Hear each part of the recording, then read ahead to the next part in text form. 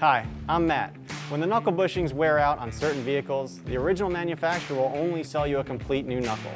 To save installers and vehicle owners money, Dorman offers individual knuckle bushing kits like these OE Fix knuckle bushing kits. You need to make sure you install the correct bushing in each location.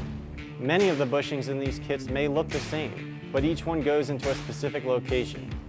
These two bushings look very similar and have the same outside diameters, but their inside diameters are different. Installing one of these bushings in the wrong position will prevent the correct hardware from being used. If you force the installation, you might damage the bushings and you'll have excess play, which is unsafe and can lead to premature failure. Here's a tip. Before pressing out each of the old bushings, number each position with a marker. As you press each one out, match it to the new one and mark the new one with the corresponding position. If you have any questions about this repair or any other, our tech line is always there to help.